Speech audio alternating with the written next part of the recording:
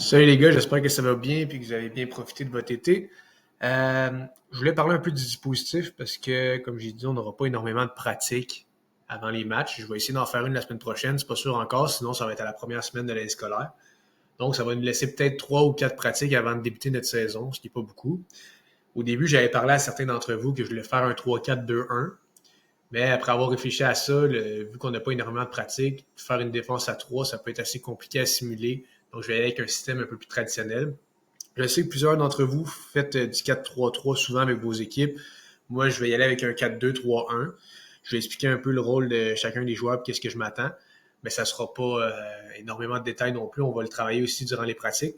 Juste vous briefer un peu sur qu'est-ce que je vais m'attendre au niveau des postes. Puis après ça, on aura des discussions ensemble si vous avez des questions ou si vous avez des postes que vous, selon vous, vous seriez meilleur. Donc, 4-2-3-1. On va partir vers le bas. On a les deux défenseurs centraux qui vont être en collaboration tout le temps avec le 6 et le 8, qui vont former un carré défensif. Moi, j'ai aucun problème à ce que tu te projettes à l'attaque de temps en temps pour aller vers l'avant. Je veux juste m'assurer que le milieu aille prendre ta place. Donc, c'est juste une communication que vous allez avoir à faire entre vous, mais j'ai pas de problème à ce que tu te portes vers l'avant. Euh, donc, c'est ça. Tu vas être en carré défensif, tu vas essayer de briser les lignes de passe. Et maintenant, en ce qui a trait aux latéraux, dans le 4-2-3-1, il y a certains qui sont plus conservateurs et qui laissent les latéraux derrière. Donc, ça donne un peu plus de flexibilité au milieu.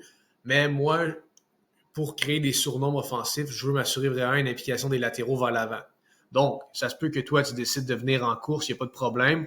Tu peux venir attaquer avec l'ailier. Ce que je veux m'assurer, par contre, c'est que si l'ailier n'est pas en attaque avec toi, qu'il vienne prendre ta place, ou si jamais tu vois qu'il y a une chance de marquer et que vous êtes ensemble vers l'avant, ça va être le milieu défensif qui va venir prendre la place sur la droite et l'autre milieu va venir recentrer à l'intérieur.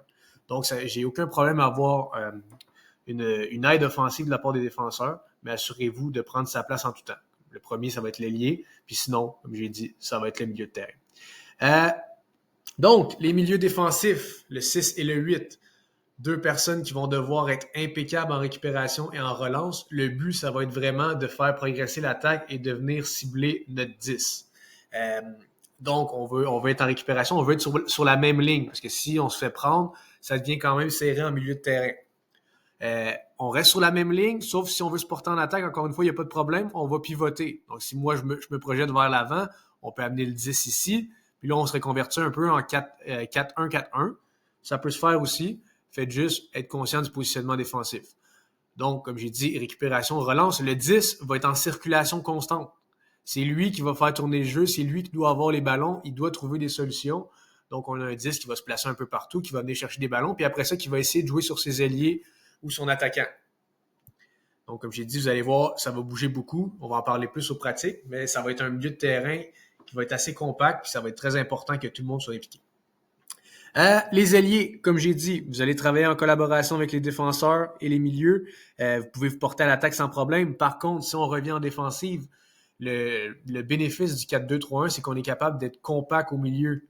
Donc, vous allez venir resserrer à l'intérieur tout en restant sur la même ligne que le 10 et on va avoir quelque chose de compact. Ça va être difficile de passer au milieu de terrain.